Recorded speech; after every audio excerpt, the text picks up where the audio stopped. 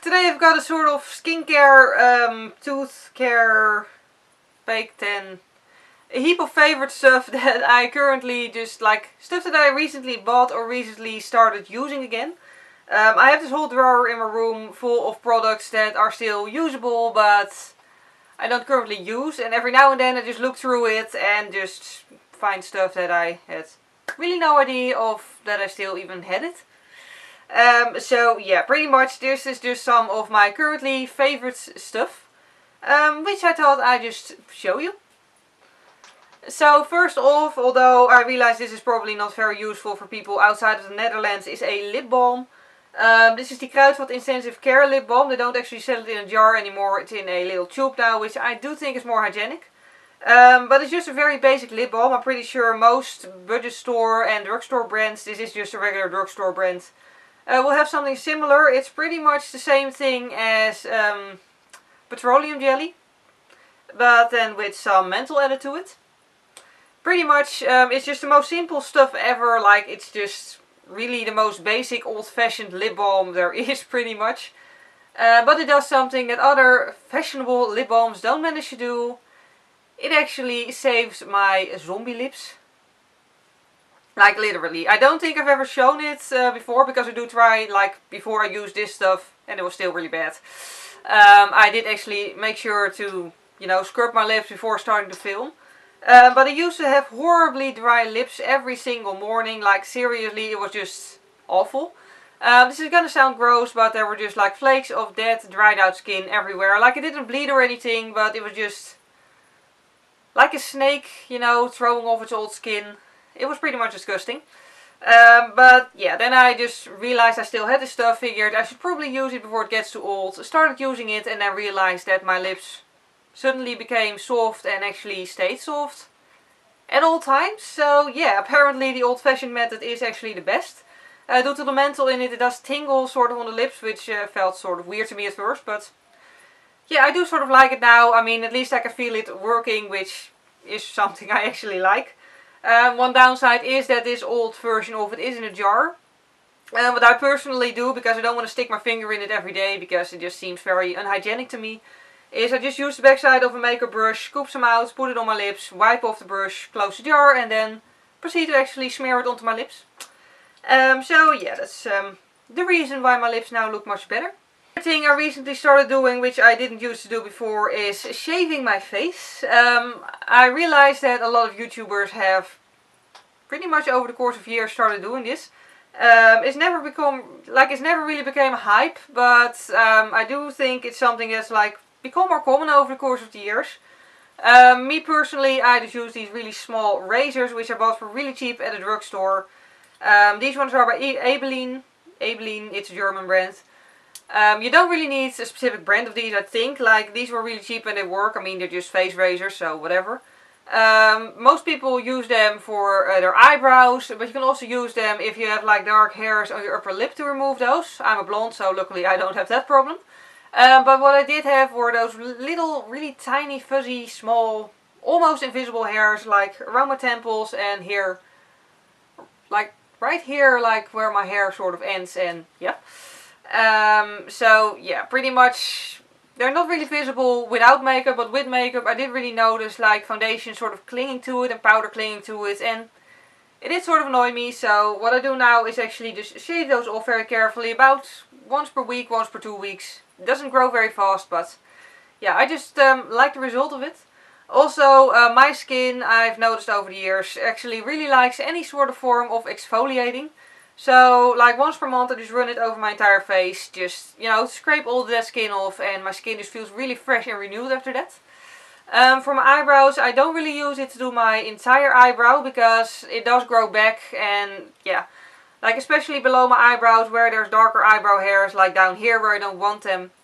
I do use a tweezer because it makes them stay away for longer. However, above my eyebrows I do again have those really tiny, fuzzy little blonde hairs, which I do actually just remove by doing this.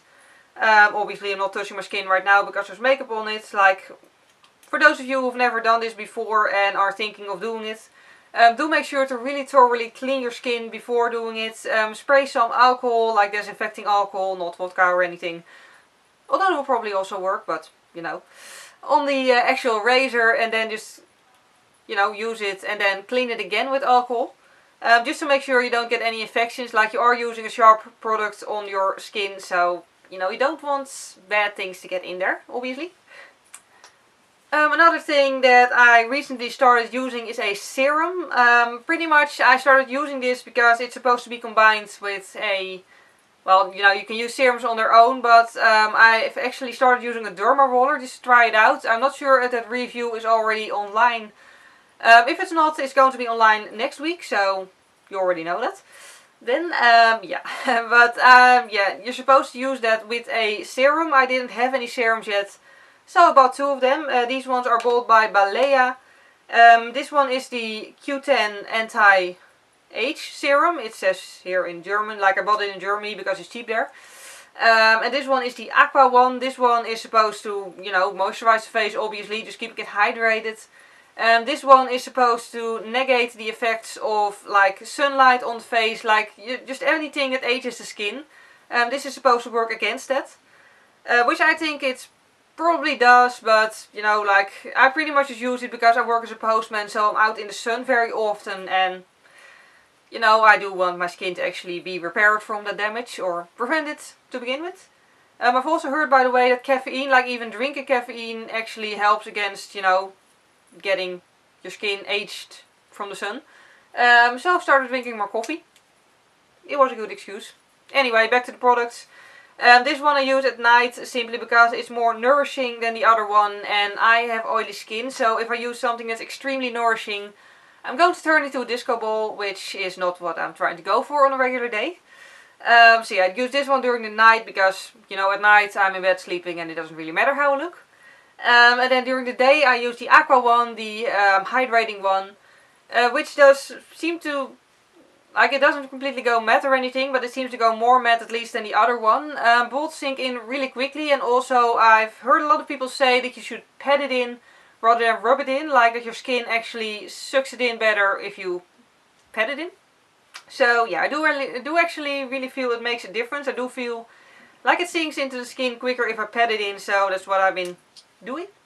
Oh, by the way I use it is just both morning and evening. I just wash my face with like a face brush and just a normal cleanser.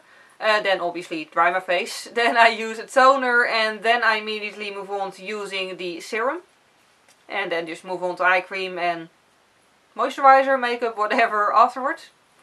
Another thing I've actually rediscovered. I know the jar looks horrible. Sorry about that. Bottle, actually it's a bottle. Point is, it's grapeseed oil. Yeah, let's just focus on the oil and not the sorry state of this bottle. Like, it's dirty as hell. Like, it's I should either wash it or buy a new one, but the product inside is still really good and it's still more than half full, so I'm still using it. But yeah, grapeseed oil. It's actually an oil that's very good for the skin, and I use this. I use it on my eyelashes every day, actually, just to, you know, try to like care for them. Like, I wear mascara a lot, so I do want to actually be nice to my eyelashes every now and then. So at night I just use this stuff on it, and I just apply it with an old mascara wand. But sometimes when I'm extremely lazy and I don't want to go through the whole serum, eye cream, moisturizer thing, I just use this stuff at night as a moisturizer, and just, you know, pretty much after washing my face and using a toner, I just put a little bit of it on my hand and just dip my hand in there, and then you have like enough on your finger to do your entire face. A little goes a very long way with this, and like when I wake up in the morning, my skin is just extremely soft, extremely nourished. This feels very, very nice. So yeah, that's just something I do about once per 2 weeks maybe. Sometimes once per week if I'm extremely busy and very lazy at night. I don't recommend, for my skin at least, to do this like every day, because it would be too much for my skin, but every once in a while my skin really appreciates it. Something I actually started, like, I didn't really rediscover this, I didn't forget I had this in the first place. But in winter I enjoy being pale, I enjoy doing like, you know, dark looks, contrasting with pale skin. However, I work as a postman, like I think I've mentioned that like 1,000 times already throughout all my videos. But one thing of being a postman is I work outside all day, obviously. So then it's pretty much the time of year where I still wear long sleeved shirts and sweaters, and, you know, like, my arms don't get sunlight, my neck barely gets sunlight, my chest doesn't get sunlight, but my face and my hands do. Right now I'm fake tan, so it actually matches, but before I fake tanned again, this was still like completely winter pale and my hands were very tan and it just looked freaking ridiculous. Like it seriously looked as if my hands didn't belong with the rest of my body, like they were just put on there randomly, like weird. Yeah. So what I started doing again, which is pretty much what I do every year around this time of year, is fake tanning. This is the one by Tropez, the dark one. They actually changed the packaging, but I looked on the website, like I didn't buy a new bottle yet because this is still halfway full. But it looks pretty much the same as the old one, so if you look for this you'll probably still recognize it. I applied with a tanning mitt, and during this time of the year I just only apply it on my arms and on my chest and on my back and on my neck obviously. Because the rest of it is still going to be covered anyway. Like, it's not very warm here yet in spring, so, you know, I'm not going to walk around in hot pants because I'd freeze. But yeah, either way, I just applied with a tanning mitt, and then I usually do it in the evening, then wait for about half an hour to an hour before it's dry. It's actually dry in 10 minutes, I'm just paranoid. And then I usually go to bed, and yeah, just in the morning I just take a shower and all the excess fake tan just falls off, gets washed off really. And then I moisturize and my skin just looks nice and evenly tanned. As you can see, it sort of has a yellow undertone, which fits very nicely with my skin, I think. Like, this stuff does not turn you into a carrot, which is very good. So yeah, that's pretty much what I've been using like once per week. Like, on average on me it just stays looking perfect for a week. And then I just scrub and reapply it. And the last thing I have to show you is actually a combination of two things. It's an electric toothbrush and a toothpaste. Yes, I was too lazy to actually, like, I did remember to grab my toothbrush before running upstairs to film, but I forgot to grab the toothpaste, so I just grabbed one that was still in storage in my closet. I'm lazy. Either way, let's start with the toothbrush because it's actually new. It's an electric toothbrush. I've never used one before I started using this one. Like, I've been using this one for a week now.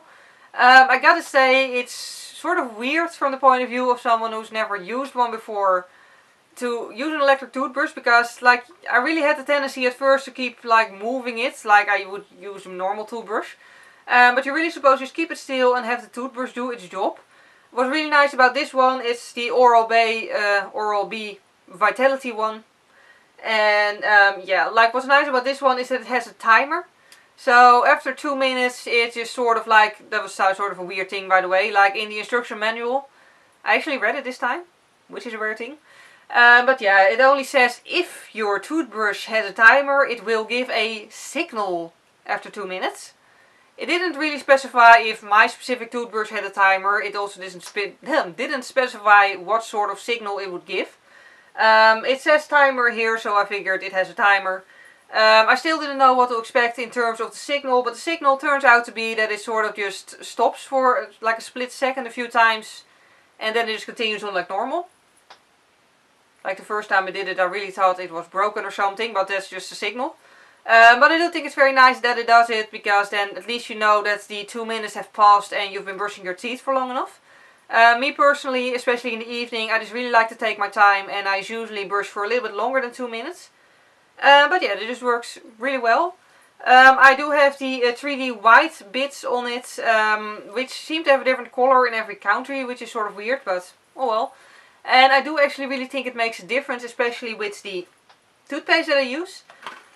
This is actually a toothpaste I've been using for ages. It's the Colgate Max White Optic. Instantly visible whiter teeth. I do really think it works. Like, it already worked compared to how my teeth were before. Like, they were never extremely yellow. Like, it's only a subtle difference. But I do really notice they're whiter since I've been using this product. However, since I've been using the electric toothbrush, they're even wider, which is very nice. I really hope you can actually tell from this distance with my camera settings. But yeah, it's really, really nice. And also one thing with the toothbrush is when I run my teeth...